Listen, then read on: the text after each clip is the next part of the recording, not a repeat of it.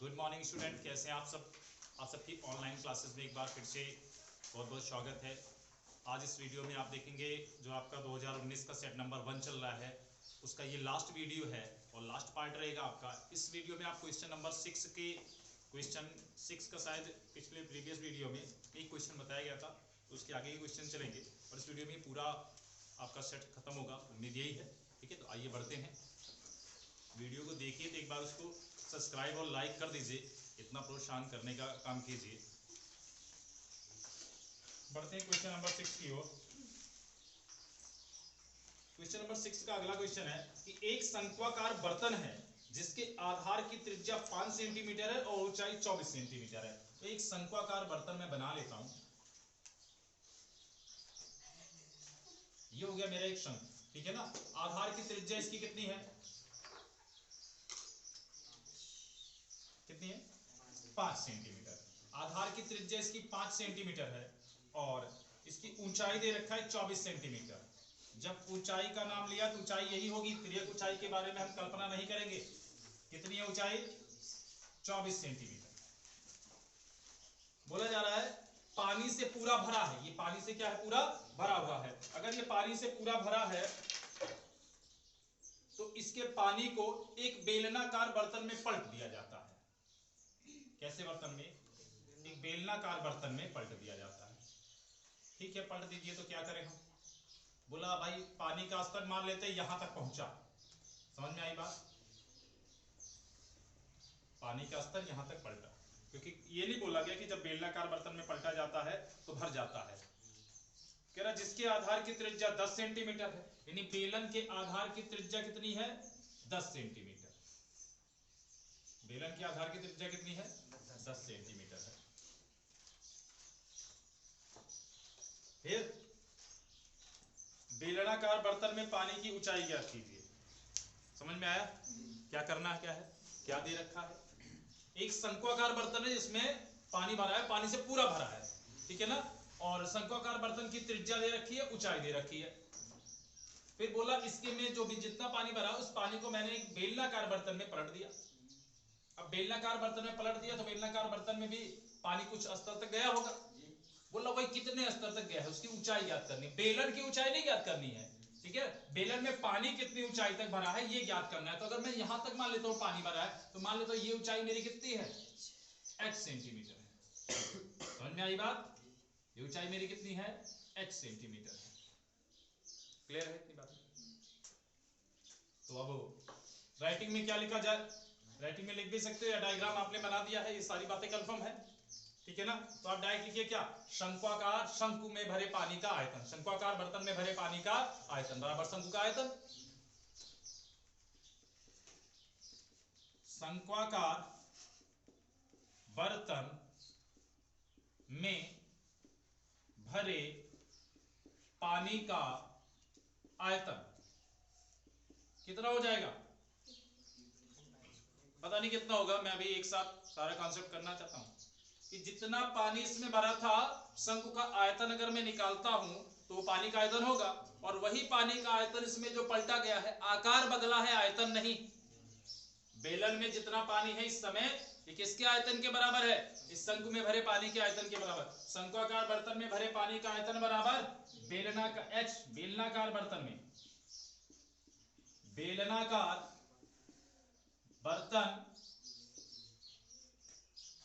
बर्तन में h ऊंचाई, h सेंटीमीटर ना, h सेंटीमीटर ऊंचाई तक भरे पानी का आयतन।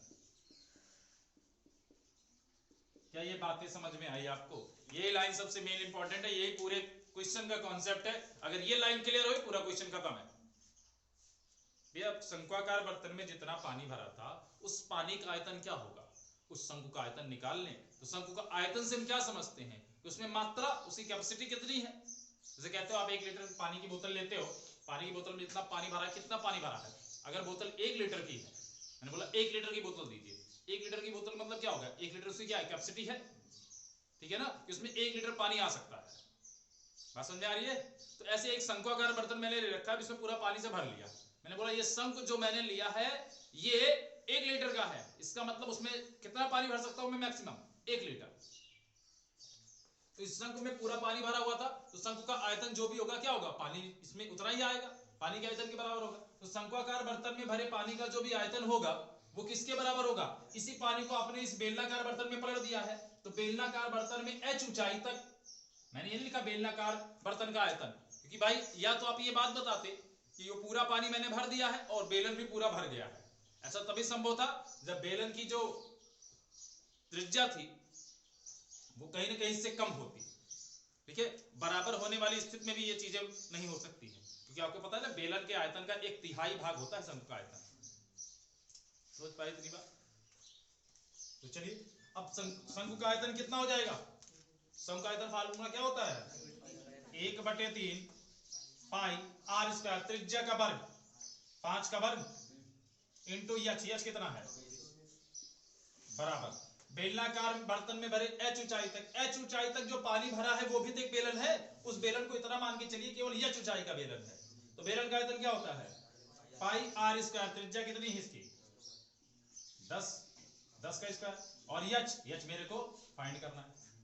एक समीकरण बना, अज्ञात राशि कितनी? ओनली h, मान निकलेगा, निकाल ले जाएंगे। पाई पाई कुछ नहीं, पाई 5 का वर्ग कितना हो जाएगा? ये 1/3, 5 का वर्ग 25 गुणे 24, 10 का वर्ग 100 हो जाएगा। इधर गुणे में है, इधर ले आएंगे, किसमें हो जाएगा? भाग में हो जाएगा। 1/100 लिखते चाहे ऐसे ही बटे करके 100 लिखे या गुणे 1/100 लिखते, बचे बराबर कितना यहां पर? समझ पाए? h अकेला हो गया, बोला अब इसको सॉल्व कर लो, जो आएगा वही मेरा आंसर। 25 चौका 4 छक 3 Dunai, h is equal to 2। समझ में आया? ओके। अगला क्वेश्चन है 6 का घ है, लास्ट क्वेश्चन है 6 का, कि एक भिन्न 1/3 हो जाती है जब उसके अंश में 1 घटाया जाता है, और यह 1/4 हो जाती है जब हर में 8 जोड़ दिया जाता है। सबसे आसान क्वेश्चन है। माना भिन्न बराबर, माना भिन्न बराबर कितना? x/y। ठीक है ना? फर्स्ट कंडीशन के अकॉर्डिंग कि ये भिन्न कितनी हो जाती है? 1/3 हो जाती है। कब? जब अंश में से क्या कर दिया जाता है? 1, तो मैं अंश में 1 घटा दिया जाता है, घटा दे रहा हूं, तो 1/3 के बराबर कर दे रहा हूं, तो 3 से गुणा करा दूंगा, इधर क्रॉस मल्टीप्लाई, 3x - 3 बराबर किसके? y के। y को इधर ले आता हूं, 3x - y बराबर किसके? समीकरण नंबर। अगला, यदि इसके हर में 8 जोड़ दूं तो ये 1/4 हो जाएगी। सेकेंड कंडीशन है इसकी कि भिन्न है मेरे पास, कह रहे अगर इसके हर में 8 जोड़ दूं तो ये 1/4 के बराबर हो जाएगी। इधर कर दूंगा, कितना हो जाएगा? ये 4x बराबर कितना? y प्लस 8 के 4x माइनस y बराबर समीकरण नंबर 2। अब इतने विद्वान हैं आप सब, दोनों समीकरण को सरल कर लेंगे। ठीक है ना? ओके, खत्म करते हैं इस क्वेश्चन को, बढ़ते हैं अगले क्वेश्चन की ओर।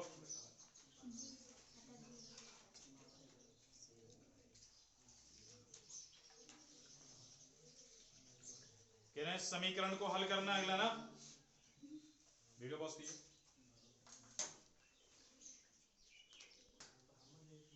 आइए बढ़ते हैं इस क्वेश्चन की ओर। समीकरण को हल करना है। समीकरण को हल करने का मतलब x का क्या निकालना है?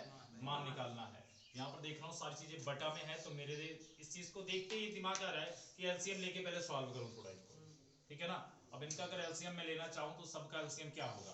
पहले देखिए इन दोनों के हरों में क्या चीज कॉमन दिखाई पड़ रही है आपको? x - 2 x - 2, तो x - 2 को आपने लिख लिया। क्या कॉमन नहीं है? एक तो x - 1 और एक क्या, ये हो गया एलसीएम। समझ में आया? अब पहली भिन्न के हर से एलसीएम में डिवाइड करते हो, तो जब x - 1 और x - 2 से डिवाइड करोगे दोनों कैंसिल आउट हो जाएंगे, क्या बचेगा? ये x - 3 से 1 में गुणा कराओगे, कितना आ जाएगा? प्लस। इस बार x - 2 और x - 3 से डिवाइड करोगे तो क्या बचेगा? x - 1 बचेगा। उसका 1 से मल्टीप्लाई कराओगे, क्या हो जाएगा? Is equal to 2/3। ठीक है ना? x कितने x? 2x - 3 और -1। अब इनका क्या पर्पस है यहाँ पर? गुणा कराने के अलावा और कोई ऑप्शन है? बोलिए, कोई ऑप्शन नहीं है। 3 ब्रैकेट त्रिघात बनने की उम्मीद है। x का गुणा x से कराएं कितना हो जाएगा? x square. समझ पाए? x का गुणा किससे कराया मैंने? x से, x स्क्वायर हो जाएगा। फिर x का गुणा -1 से कराऊंगा -x, और -2 का गुणा x से कराऊंगा -2x, तो -x और -2x -3x, और 2 1 के 2 माइनस माइनस प्लस, 2 ब्रैकेट का गुणा हो गया। अभी x -3 बचा है बराबर 2/3 से इधर मल्टीप्लाई करा दीजिए। क्या हो जाएगा? 3 से मल्टीप्लाई कर दिए, 3 दूना 6, 3 चौक 12। ठीक है ना? हो गया 3 से गुणा। और इधर 2 से गुणा कराना है, तो 2 से भी बाद में गुणा करा दूंगा, पहले इन दोनों ब्रैकेट के गुणा कराइए। x से गुणा इधर हो जाएगा, क्या हो जाएगा ये? x³ माइनस कितना? 3x स्क्वायर प्लस कितना? 2x प्लस कितना? 2x, फिर माइनस प्लस 2x हो गया इतना। पहले एक करिए, x से गुणा हो गया तीनों पदों में, x³ minus 3x square plus 2x। फिर अब -3 से गुणा कराइए, -3x स्क्वायर, 3 3 का 9 प्लस 9x, और 3 दूना 6 -6। समझ पाए इतनी बात को? अब 2 से अंदर गुणा करा दीजिए सब में, या एक काम कीजिए, 2 से गुणा क्यों कराए हम? 2 इनमें से कॉमन ही लेने ना। बोलिए, तो 2 तिहाई 6 और 2 छक, या 2 के अलावा और भी कॉमन हो सकता था क्या? 3 क्यों? 6 ले लें, x माइनस कितना? लेकिन 6 अगर कॉमन ले लोगे, सोचो 6 कॉमन लेने को ले सकते हो आप, लेकिन फिर 6 से क्या करना पड़ेगा आपको? इधर ले जाकर भाग करना पड़ेगा, फिर प्रॉब्लम आएगी आपको। ठीक है ना? इससे अच्छा बेटर यही है कि कॉमन उतना ही लो जितना ये 2 कट जाए। तो 2 ही कॉमन लेते हैं। 2 तिहाई 6 और 2 छक 12, ये पूरा यही रहेगा ब्रैकेट में, है ना? अब 2 1 के 2, 2 से 2 कट गया आपका। ठीक है, अब यहाँ पर जो कुछ बचा सबको एक पक्ष में ले चलिए, इन सबको उधर ले जाइए, तो इधर क्या बचेगा? 0। यहाँ x³ वाला पद और कहीं है, 3x square minus 3x square minus minus कितने हो जाएंगे? ऐड हो जाएंगे, 6x स्क्वायर हो जाएगा। बोलिए, 2x 9x, कितने x हो गए? 11x प्लस के, और प्लस का 3x इधर आएगा, क्या हो जाएगा? माइनस का 3x, तो 11x में से 3x घटा दो कितना आ जाएगा? प्लस का 8x है। बोलो, अब रह गई अंकों की बात, तो -6 इधर है और कोई अंक नहीं है, और -6 इधर आएगा, क्या हो जाएगा? +6, 6 और 6 क्या हो जाएंगे? कैंसिल आउट हो जाएंगे। वो माइनस का 6 है, और इधर से जाएगा ये प्लस का 6 होगा, एक प्लस का 6 है, माइनस का 6 है, दोनों क्या हो जाएंगे? कैंसिल आउट हो जाएगी, 0 हो जाएगा। इतना बचेगा मैटर। त्रिघात तो बना, लेकिन अचर पद नहीं होने के कारण x आसानी से कॉमन ले सकते हो आप। क्वेश्चन इजी हो गया हमारा। x जब सब में से कॉमन लोगे, क्या बचेगा यहाँ पर? x square minus 6x plus कितना? बराबर 0। एक बार ये वाला ब्रैकेट 0 करके x की वैल्यू 1 0 ला सकते हो यहाँ से। x की वैल्यू 1 0 है, और इस 2 घात को गुणनखंड करो, कितना हो जाएगा? 4 दूना 8, 4 2, डायरेक्ट ब्रैकेट ले सकते हो ना। तो एक बताए थे आपको, x बाहर है और इसका गुणनखंड होकर 2 ब्रैकेट बनने वाले हैं। 4 दूना 8, 4 2 6 हुआ है। x के साथ एक बार 4 रहेगा, x के साथ एक बार क्या रहेगा? समझ पाए? अब गुणा करने पर भी पॉजिटिव आना चाहिए, और घटाने पर भी क्या होना चाहिए? नेगेटिव होना चाहिए, जोड़ने पर नेगेटिव होना चाहिए। तो जुड़ेंगे, चिन्ह समान होंगे। भाई समान चिन्ह जुड़ते हैं ना, समान चिन्ह जुड़ते हैं, और समान चिन्ह जुड़े और उत्तर भी माइनस में आए, ऐसा तभी संभव है। या तो अगर दोनों को प्लस प्लस रखोगे तो जुड़ने के बाद आंसर प्लस में आएगा, और अगर दोनों को माइनस माइनस रखोगे तभी तो आपका आंसर माइनस में आएगा। तो इस वजह से हम क्या करेंगे यहाँ पर? -4 और -2। क्लियर है? अब यहाँ पर जो भी हुआ मैटर आ रहा है इसमें, अब यहाँ पर जो भी हुआ मैटर, एक बार x बराबर 0, यदि x बराबर 0, एक बार x बराबर 0 हो गया, यदि क्या, फिर यदि x माइनस 4 को 0 के बराबर रखते हो तो x बराबर कितना आ जाएगा? 4, और यदि x माइनस 2 को 0 के बराबर रखते हो तो x बराबर कितना आ जाएगा? 2 आ जाएगा। अतः x के जो तीनों मान आए हैं, अच्छा प्रतिबंध दिया गया है, हाँ ये प्रतिबंध भी दिया गया है, x की वैल्यू 1 2 3 नहीं हो सकती, तो क्या प्रॉब्लम है? 2 वाली नहीं ले सकता मैं, ठीक है ना? इसको नेगलेक्ट लिख देता हूं, तो क्या हो जाएगा? 0 हो जाएगा, और एक वैल्यू क्या हो जाएगी? 4, 2 आंसर आ जाएंगे। ठीक है ना? 3 कहा था, बनने तो 3 चाहिए थे, तीनों बने भी थे। एक 0 बना था, एक 4 बना था, एक क्या बना था, 2 बना था। लेकिन सवाल में एक प्रतिबंध दिया गया कि x का मान 1, 2 व 3 संभव नहीं है। आगे बात समझ में, इसको भी समझ लीजिए क्यों संभव नहीं है, क्योंकि अगर ये वैल्यू रख दोगे तो हमारा समीकरण अपरिभाषित हो जाएगा। इस ब्रैकेट में देख रहे हो, अगर आप 1 रख दोगे तो 1 - 1 0, 0 multiply something equal to 0, 1/0 equal to infinite, not define हो जाएगा वो। या x बराबर 2 रख दोगे तो भी प्रॉब्लम है, x बराबर 3 रख दोगे तब भी प्रॉब्लम है। तो 1 2 3 नहीं हो सकता, इसलिए उसको मजबूरी में उतना कंडीशन लिखनी पड़ी। क्लियर होगी बातें?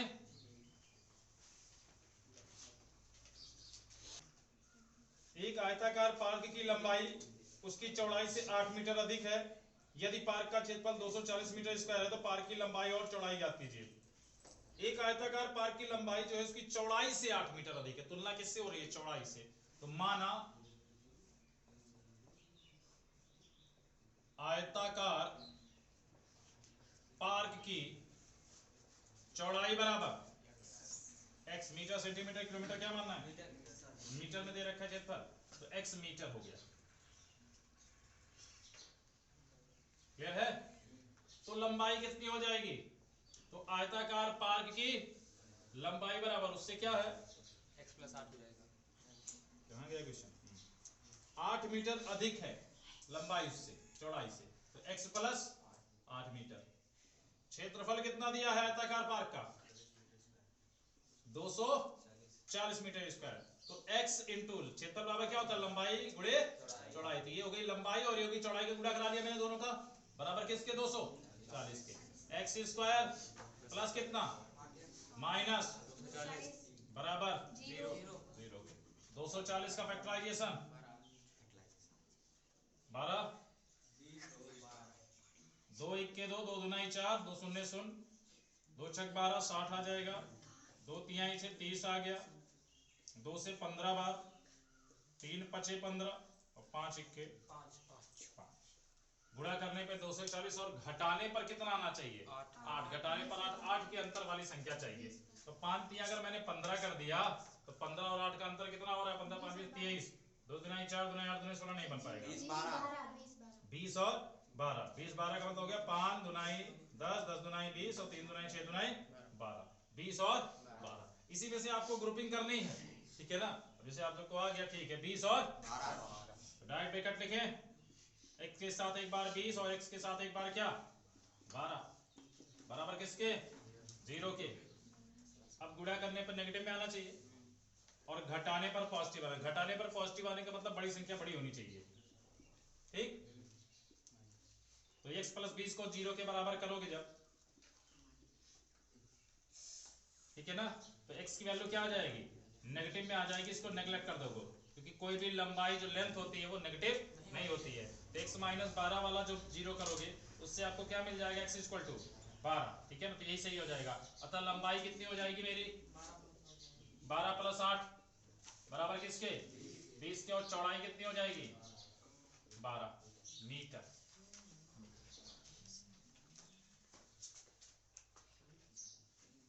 आइए आगे बढ़ते हैं अगले क्वेश्चन की ओर। दो रचना है, क्वेश्चन नंबर 7 का ख और इसका अथवा। तो पहले पहला वाला देखते हैं। 4 सेंटीमीटर त्रिज्या का एक वृत्त खींचना है।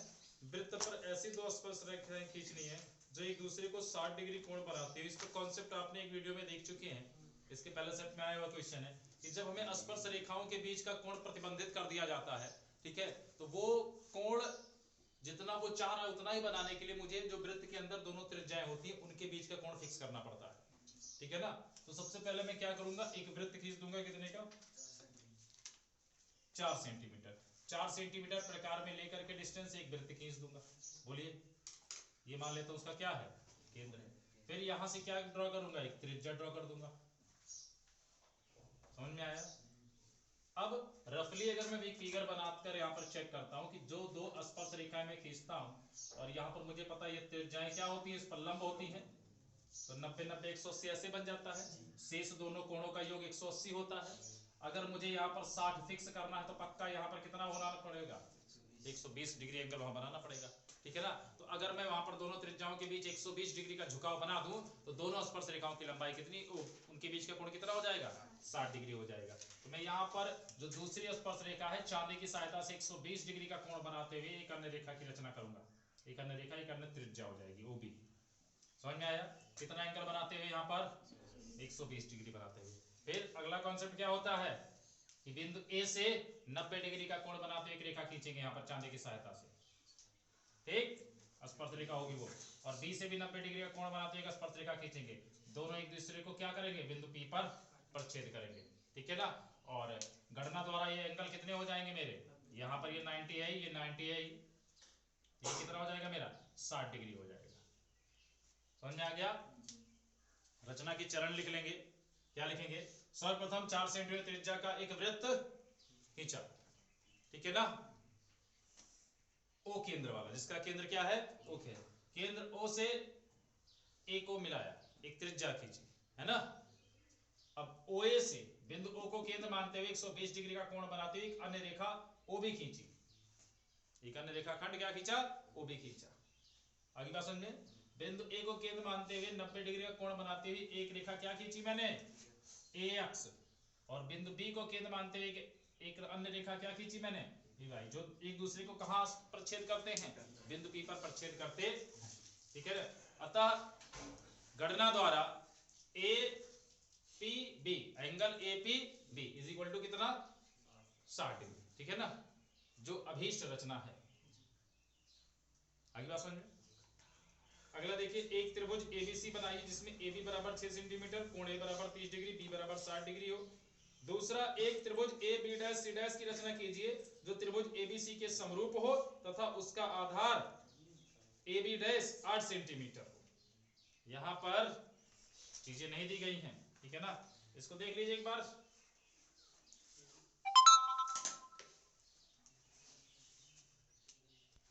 आइए लास्ट क्वेश्चन एक और बचा है, इसको भी देख लेते हैं। कह रहे हैं त्रिभुज एबीसी बनाना है, AB 6 सेंटीमीटर है और angle A 30 degree, angle B 60 degree है, ठीक है। तो दो कोण दिए हैं और एक भुजा दी है, तो जो भुजा मुझे दी गई है उस भुजा को मैं आधार मानते हुए पहले उसकी रचना करता हूं कि सर्वप्रथम 6 सेंटीमीटर कितने का है, 6 सेंटीमीटर है ना, तो 6 सेंटीमीटर की एक रेखाखंड, 6 सेंटीमीटर का एक रेखाखंड ए बी खींचा, ठीक है ना। अब ए पर एंगल 30 डिग्री है, तो चांदी की सहायता से ए पर एक 30 डिग्री का एंगल बनाते एक रेखा खींच दूंगा। और बी पर कितना है, 60 डिग्री है, समझ पाए। मान लेते हैं ए एक्स रेखा खींच दी मैंने और यहां से क्या खींच दिया, बी एक्स डैश खींच दिया, ठीक, जो एक दूसरे को कहां काटेंगे, बिंदु सी पर काटेंगे। एंगल ये 30 डिग्री था और बी पर कितना था मेरा, 60 डिग्री था। समझ पे आया इतना, ये भी 6 सेंटीमीटर का है, ठीक है।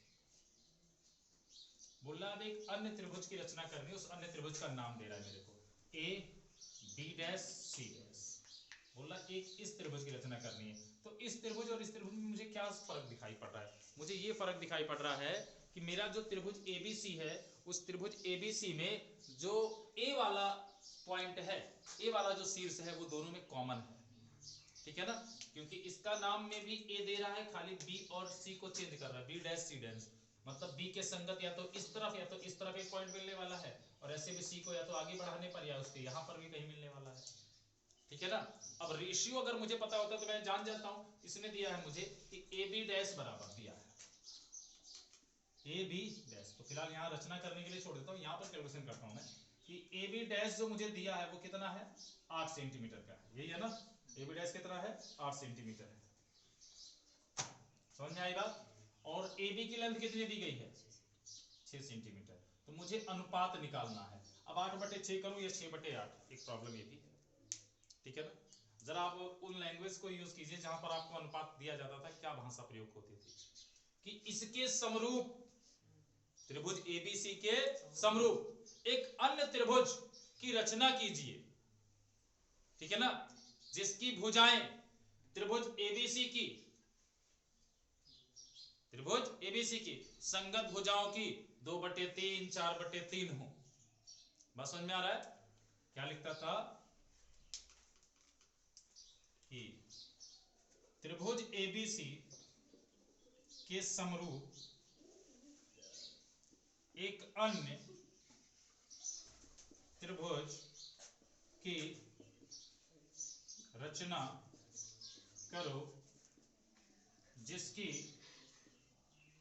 भुजाएं त्रिभुज एबीसी की संगत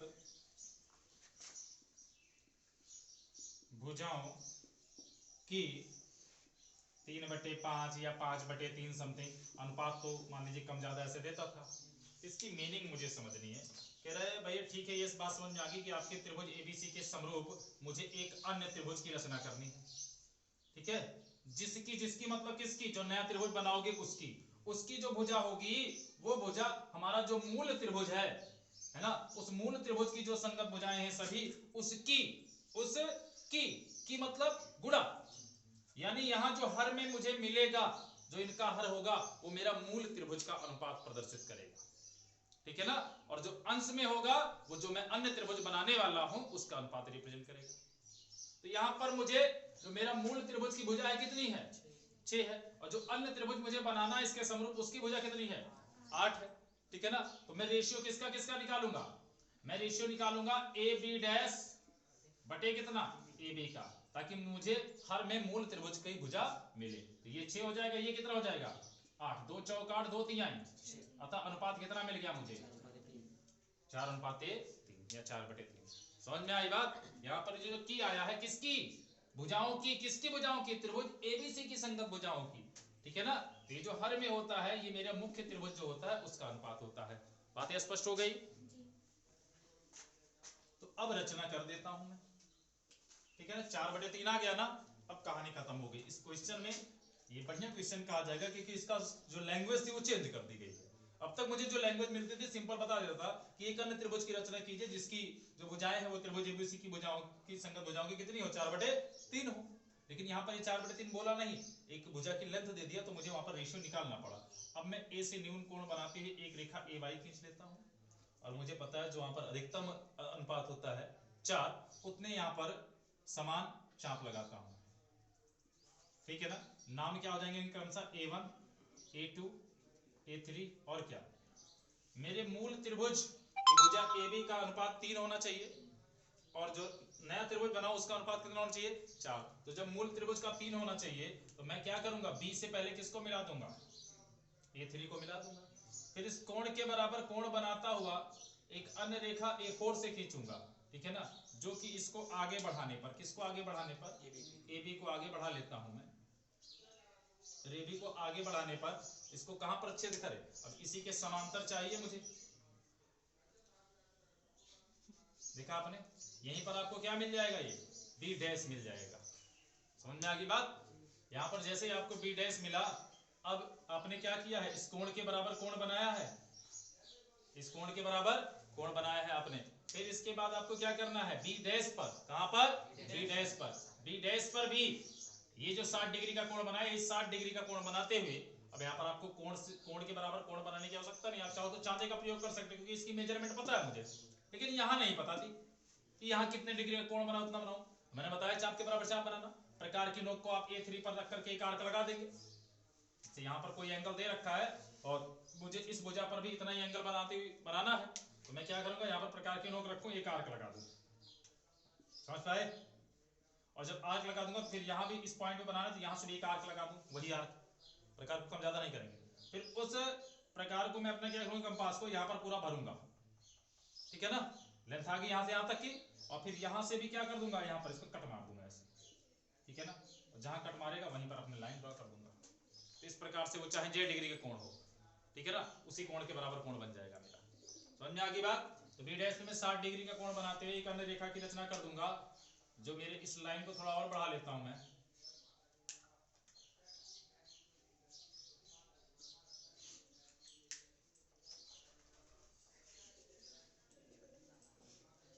ठीक है, जो कहां पर छेद करेगा इसको, C डैश पर। समझ में आ गई बात, बोलिए। और ये एंगल भी कितना रहेगा मेरा, 60 डिग्री का, कितना 60 डिग्री का। इस प्रकार अभिष्ट त्रिभुज A B dash C dash की रचना होगी। बात समझ में आई। रचना के चरण क्या लिख देंगे, लॉन्ग क्वेश्चन है, रचना के चरण अवश्य लिखेंगे बोर्ड में। ठीक है ना, सर्वप्रथम 6 सेंटीमीटर का एक रेखाखंड AB खींचा, बिंदु A पर 30 डिग्री का कोण बनाते एक रेखा AX खींची, बिंदु बी पर 60 डिग्री का कोण बनाते हुए एक रेखा बी एक्स डैश खींची, जो दोनों एक दूसरे को बिंदु सी पर प्रच्छेद करते हैं। ठीक है ना। इस प्रकार अवेश त्रिभुज एबीसी की रचना हुई। अब ए पर पुनः एक न्यून कोण बनाती हुई रेखा ए वाई खींची। ठीक है ना। ए वाई पर 4 समान लंबाई के चाप क्रमशः A1, A2, A3 व A4 लगाए। ठीक है ना। बिंदु बी को A3 से मिलाया, आगे बात समझ में। और फिर बिंदु ए से A3B के समांतर एक अन्य रेखा खींची, जो AB को आगे बढ़ाने पर बिंदु B डैश पर प्रच्छेद करती है। समझ पाए। A4 से एक अन्य रेखा किसके समांतर, A3B के समांतर। भाई इसका नाम अब बिंदु A3 है तो A3B बोलेंगे इसको। A3B खींची, A3B के समांतर एक अन्य रेखा A4 से खींची, जो AB को आगे बढ़ाने पर बिंदु B डैश पर प्रच्छेद करती है। पुनः B डैश से BC के समांतर एक अन्य रेखा खींची, जो AC को आगे बढ़ाने पर C डैश पर प्रच्छेद करती है। अतः इस प्रकार हमारा त्रिभुज AB डैश C डैश की रचना हुई। अगली बात समझ में। ठीक है। तो आज की वीडियो में बस इतना ही। आज इस वीडियो के साथ आपका 2019 का सेट नंबर 1 खत्म हो चुका है। ठीक है। उम्मीद है चीजें आपको समझ में आई होंगी। चीजें आपको समझ में आई हैं, वीडियो को लाइक कीजिए, शेयर कीजिए, सब्सक्राइब कीजिए चैनल को। ठीक है ना। धन्यवाद।